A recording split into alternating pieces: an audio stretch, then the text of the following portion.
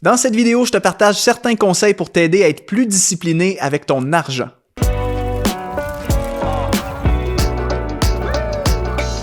Bonjour et bienvenue dans l'émission Prochain Niveau. Aujourd'hui, on parle de discipline, mais de discipline financière.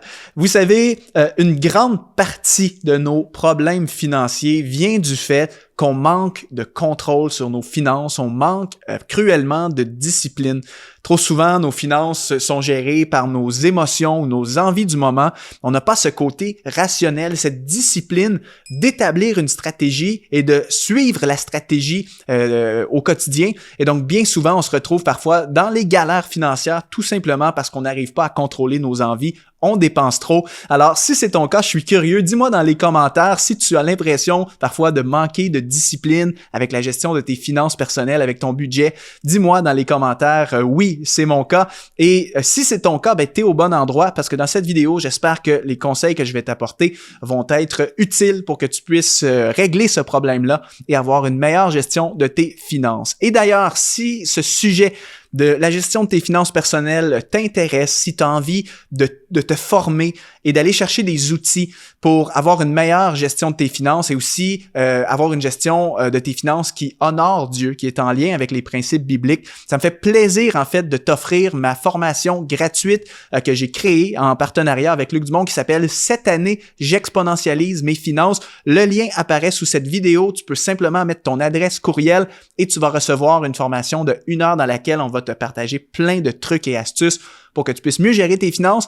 Et au passage, on a aussi une formation complète de plus de 8 heures qu'on a fait avec Luc Dumont sur la plateforme Exponentielle. Donc, un cours qui s'appelle « Exponentialise tes finances ». Alors, si tu veux aller plus loin et te former dans ce domaine, va jeter un coup d'œil à ces différentes ressources. Alors, comment on fait pour être plus discipliné avec nos finances? Voici quelques conseils que j'ai prévus pour vous. Premièrement, évite les achats impulsifs sur le coup de l'émotion. Comme j'ai dit dans ma petite introduction, le gros problème, bien souvent, qui fait qu'on a des écarts dans nos finances, qu'on dépense beaucoup trop, c'est qu'on se laisse, on tombe dans le piège des achats impulsifs. Donc, autrement dit, on dépense sous l'émotion et non pas avec la raison. Ça, c'est le problème numéro 1. Par exemple, tu vois quelque chose en promotion, tout de suite tu achètes sans même te questionner à savoir si c'est un bon achat que tu as besoin et si c'est le bon timing aussi pour effectuer cet achat-là. Ou sinon, l'autre scénario, tu vas au magasin dans le but d'acheter un certain truc, un certain objet, mais finalement, tu arrives à la caisse, tu sors du magasin et tu as acheté 10 choses dont ce n'était pas forcément prévu. Et en plus de la chose initiale que tu avais besoin. Donc, au lieu d'en acheter une, tu sors avec 10 trucs. Est-ce qu'il y a juste moi ici à qui c'est déjà arrivé? Et ça, c'est l'exemple classique. Et aussi, bien souvent, c'est simplement de donner libre cours à nos envies du moment. J'ai envie d'acheter tel truc, je me pose pas de questions, il n'y a pas de raisonnement derrière, je l'achète de façon impulsive. Les vêtements, c'est le classique. Tu vois une nouvelle collection de vêtements pour une nouvelle saison qui vient de sortir et j'achète tout de suite sans réfléchir, sans parfois même évaluer l'impact que ça pourrait avoir sur ma stratégie un peu plus globale en termes de finances personnelles. Donc, premièrement, si tu veux être plus discipliné dans la gestion de tes finances, il faut absolument que tu apprennes à maîtriser ces pulsions-là, ces achats impulsifs. Et le meilleur truc que je peux te conseiller à ce niveau-là, c'est de développer davantage la patience. Bien souvent, les achats impulsifs, c'est le résultat de quelque chose de rapide, d'impulsif justement. Ça se fait tout de suite, en quelques minutes, je vois quelque chose à rabais, je l'achète tout de suite. Ou j'ai envie de quelque chose, demain matin, je l'ai acheté. Et si tu veux briser cette tendance-là, la meilleure approche que tu pourrais utiliser, c'est d'apprendre à être plus patient et à laisser passer un petit peu de temps. Parfois, tu as vraiment une forte envie, tu as un désir d'acheter quelque chose sous l'émotion, sous l'impulsion. Laisse passer parfois quelques heures, laisse passer une journée. Une semaine. Et regarde, bien souvent, je suis presque certain, c'est pas un calcul scientifique, mais je suis presque certain que 9 fois sur 10, tu vas réaliser qu'en fait, cette chose que tu voulais fortement sur le moment, un coup qu'il y a un peu de temps qui est passé, finalement, tu te rends compte que tu n'en as pas forcément besoin et tu n'en as plus tant envie que ça. Si tu n'arrives pas à développer cette patience, c'est là que tu tombes dans les achats impulsifs et que bien souvent, tu achètes des trucs que tu te dis après, mais pourquoi j'ai été acheter ça? J'en avais pas réellement de besoin. Donc, laisse du temps passer, laisse cette envie-là traverser l'épreuve du temps et si après l'épreuve du temps, tu te rends compte que c'est effectivement quelque chose que j'ai besoin, que j'ai vraiment envie d'avoir parce que ça me procure du plaisir, parce que j'ai l'argent pour le faire, ben à ce moment-là, tu feras cet achat-là, mais juste avec cette petite astuce, tu vas parfois éliminer beaucoup de dépenses impulsives qui vont, en quelque sorte, te tirer ton budget vers le bas. Donc ça, c'était la première astuce. Donc, évite les achats impulsifs sur le coup de l'émotion. Si tu as été touché, inspiré, encouragé d'une façon ou d'une autre par l'une de nos émissions, tu dois savoir que c'est parce qu'il y a des partenaires qui nous soutiennent et qui nous permettent de réaliser ces émissions et les rendre disponibles au plus grand nombre possible. Alors, si toi, aujourd'hui, tu veux nous aider à aller encore plus loin, eh bien, deviens un partenaire d'Exponentiel TV en allant dans le lien qui apparaît au bas de l'écran ou dans la description de cette vidéo. Au nom de toute l'équipe, je te remercie déjà à l'avance. De retour à l'émission. Deuxièmement, fais-toi un budget et prévois tes dépenses. En fait, la meilleure façon de contrôler tes dépenses et d'éviter, si tu veux, les achats impulsifs et irrationnels, ben, c'est d'avoir un certain plan qu'on appelle un budget. Et le budget, ce qui est intéressant, tout le monde, t'as déjà entendu des gens te dire « fais-toi un budget, c'est important ». Mais je vais te dire pourquoi c'est important et comment ça peut vraiment changer ta vie. En fait, c'est que le budget te permet de déterminer qu'est-ce qui est une dépense dont j'ai réellement besoin et qu'est-ce qui est une dépense que j'ai autorisée et prévue pour cette période-ci de l'année, par exemple ce mois-ci. Donc, quand on fait l'exercice de faire un budget, ben c'est très simple. Bien souvent, on va juste essayer d'identifier nos besoins, toutes les charges qu'on doit payer, comme le loyer, le logement, l'électricité, la voiture, le transport, les vêtements, la nourriture, toutes ces choses-là. Donc, on détermine ce qu'on a besoin. Et donc, après ça, en sachant ce qui est prévu et ce qu'on a décidé qu'on allait acheter ou dépenser, mais ça nous aide également à mettre un cadre sur les autres choses qui ne sont pas budgétées.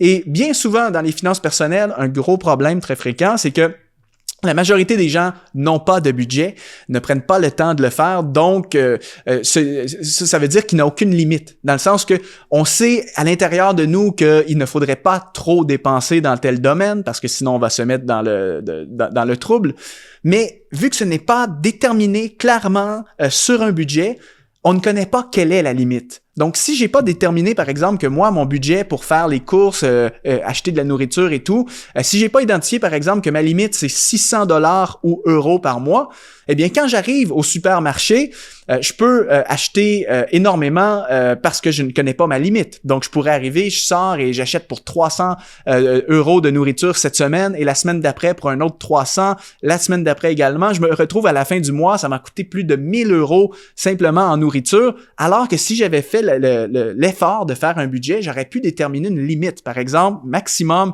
600 €, 600 $ ce mois-ci. Et donc, quand j'arrive pour faire mes courses, ben à ce moment-là, j'essaie toujours de garder mon budget en tête. Si la semaine précédente, ça m'a coûté 200 €, ça veut dire qu'il m'en reste 400 pour le reste du mois. Et donc, je vais essayer d'ajuster mes achats en conséquence. Donc, autrement dit, le budget est bénéfique parce que ça te donne un cadre et ça t'aide vraiment à surmonter les achats qui ne sont pas prévus, qui ne sont pas réfléchis.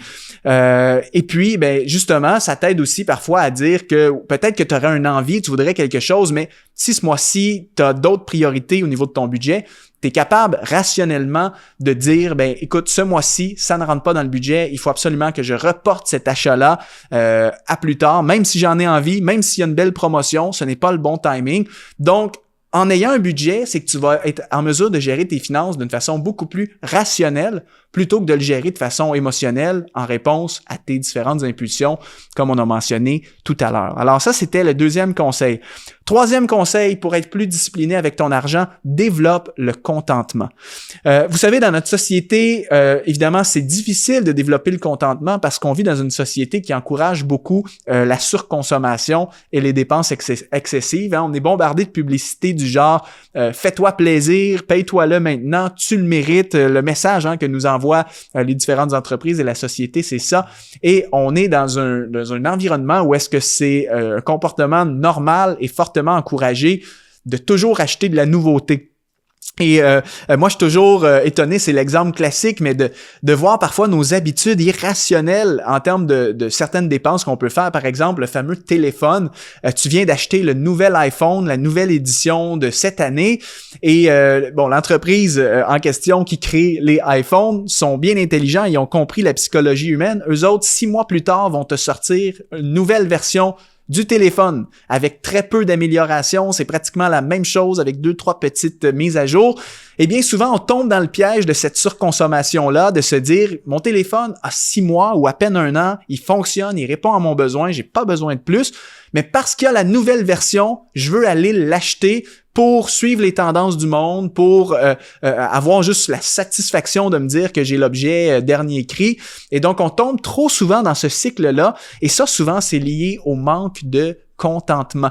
Donc, la capacité de se contenter de ce que l'on a, nous amène à vouloir toujours plus, à ne jamais être satisfait, à vouloir toujours la nouveauté. Et l'apôtre Paul parlait de ce problème-là dans 1 Timothée, chapitre 6, dans les versets 6 à 9, quand il disait « La piété est pourtant une grande source de profit quand on se contente de ce que l'on a.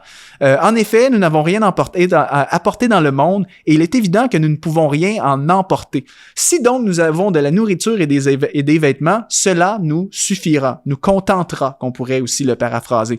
Quant à ceux qui veulent s'enrichir, qu'on peut aussi peut-être modifier par quant à ceux qui sont animés d'une soif de posséder, de vouloir toujours plus, donc s'enrichir, ils tombent dans la tentation, dans un piège et dans une foule de désirs stupides et nuisibles. Ce n'est pas moi qui nous traite de stupides, c'est l'apôtre Paul qui nous dit que quand on est animé d'une soif de posséder, d'une soif de s'enrichir, de vouloir toujours plus, on tombe dans la tentation, dans un piège, dans une foule de désirs stupides et nuisibles qui plongent les hommes dans la ruine et provoquent leur perte. Évidemment, l'apôtre Paul n'a pas écrit ce verset-là en parlant de gestion financière en termes de dépenses, mais le principe est le même. Ce manque de contentement-là, ce désir de vouloir toujours plus, peut être un piège, peut t'amener justement à donner libre cours à une foule de désirs stupides qui vont t'amener dans les problèmes financiers. Des achats impulsifs, des achats excessifs qui font en sorte que tu n'as plus rien à la fin du mois,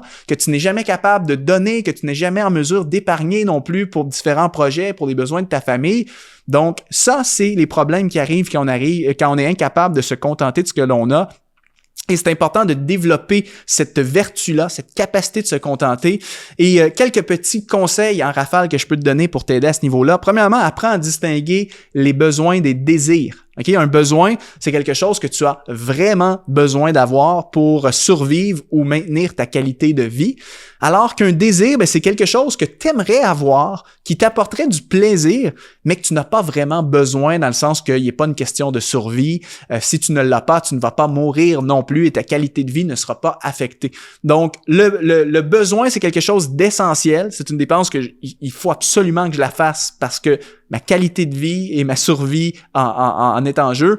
Alors que, en fait, un désir, c'est plutôt quelque chose que j'aimerais avoir et qui me procure du plaisir. Donc déjà, si tu arrives à distinguer, à faire la part des choses rationnellement entre besoin et désir, tu vas être beaucoup plus en mesure de te contenter de ce que tu as et de prendre des choix un petit peu plus éclairés. Et conseil que je peux te donner, plus facile à dire qu'à faire, j'en suis bien conscient, mais ne change pas pour changer. Change quand tu as besoin de changer. Et avant de faire des achats, pose-toi toujours la question, est-ce que j'en ai vraiment besoin? Est-ce que j'en ai vraiment besoin? Ou est-ce que j'aimerais peut-être l'avoir pour X raison, parce que j'aurais du plaisir, etc. Ça va t'aider des fois à ne pas tomber justement dans le piège des dépenses inutiles qui te mettent dans les problèmes financiers après. Autre conseil, toujours pour t'aider à développer le contentement, c'est pratique la gratitude. Vous savez, pour nous, la plupart des gens qui écoutez ça, peut-être que vous êtes en Occident pour la plupart ou dans des pays où est-ce que vous avez une certaine abondance. Et bien souvent, quand on réalise tout ce que l'on a, on se rend compte que j'ai pas besoin de plus. On a le privilège d'avoir un toit où est-ce qu'on peut dormir et être en sécurité. Pour certains, on a un moyen de transport, on a des vêtements, on a de la nourriture. Nos besoins essentiels, pour la plupart, sont comblés pour la grande majorité des gens. Et donc, quand on adopte cette perspective-là de j'ai tout ce qu'il me faut, je ne manque de rien, le Seigneur pourvoit à mes besoins, eh bien, ça t'aide parfois à faire taire ces envies et ces pulsions de vouloir toujours plus. Donc, pratique la gratitude, sois reconnaissant pour ce que tu as et tu vas être moins frustré de ce que tu n'as pas non plus à ce moment-là. Un excellent conseil pour être plus discipliné. Et l'autre chose, pour développer le contentement, c'est d'éviter la comparaison. Bien souvent, les fameux désirs impulsifs qu'on a, parfois peuvent être motivés sans le savoir par la comparaison avec les autres. La comparaison avec ce que la société nous dit qu'on devrait avoir, avec la voiture que les publicités nous disent qu'on devrait avoir pour être à la mode et pour être à la hauteur. Les influences des gens, tous tes amis qui ont le dernier iPhone, eh bien, je le veux parce que je veux être inclus dans le cercle. Apprends à ne pas te comparer avec les autres. En réalité, ça n'a aucune valeur. Et donc, garde les yeux fixés sur toi, garde les yeux fixés sur le Seigneur également et ne tombe pas dans ce piège de vouloir te comparer. Et puis, le dernier conseil pour développer plus de discipline avec ton argent, c'est élabore un plan financier. La différence entre un plan financier et un budget, c'est tout simplement que le budget, lui, c'est de déterminer en quelque sorte le cadre de j'ai tel montant de revenus par mois et voici mes dépenses. Donc, le budget va surtout être en termes de prévoir nos dépenses, les entrées et les sorties d'argent. Le plan financier, lui, voit à plus long terme. Le plan financier, c'est où est-ce que tu veux être dans 2 ans, dans 5 ans, dans 10 ans, ou même dans 50 ans avec tes finances. On parle plus ici d'un plan parfois pour ton avenir avec tes finances. Et évidemment, le plan financier, c'est la vue d'ensemble. Le budget fait partie du plan financier. Mais un plan financier, en fait, c'est surtout de te fixer des objectifs en termes des fois d'épargne et d'investissement.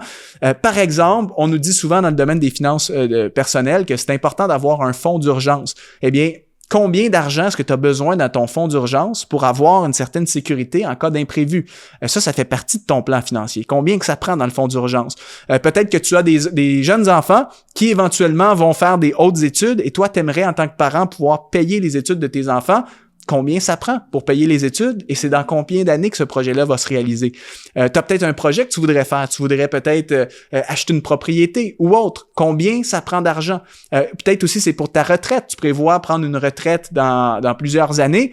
Combien tu as besoin d'argent pour pouvoir vivre et avoir une certaine forme d'indépendance financière. Donc, le plan financier répond à toutes ces questions-là et c'est extrêmement important d'avoir ce plan parce que le plan te donne une vision à long terme. Voici ce que j'ai besoin, voici ce que ça me prend pour avoir tel niveau financier dans ma vie. Et en ayant cette vision long terme, tout de suite, les choses du court terme, comme les achats impulsifs et tout, perdent de leur pouvoir et de leur attrait. Par exemple, si moi, je sais que mon objectif actuel, c'est de constituer un fonds d'urgence, disons, de 10 000 ou 10 000 euros pour pouvoir couvrir mon coût de vie pendant 2 ou 3 mois si jamais je tombe malade ou si je perds mon emploi, eh bien, je pourrais me faire un petit calcul. Je veux mettre 10 000 de côté et je veux atteindre mon objectif en 1 an et demi. On fait un petit calcul, ça voudrait dire qu'il faudrait que je mette approximativement 500 $ ou euros chaque mois pendant 1 an et demi. Et donc ça, c'est un objectif spécifique qui fait partie de mon plan.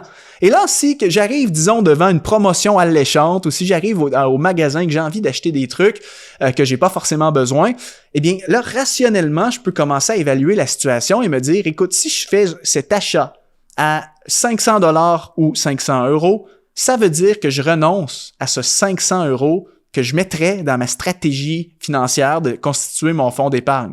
Et là, tout de suite, l'achat impulsif, l'achat à court terme, perd de son emprise parce que moi, ce qui m'intéresse, c'est d'avoir une bonne santé financière à long terme, c'est de suivre mes objectifs le plus possible. Et donc, encore une fois, ça m'aide à être plus rationnel et à moins me laisser diriger par mes émotions et mes envies du moment.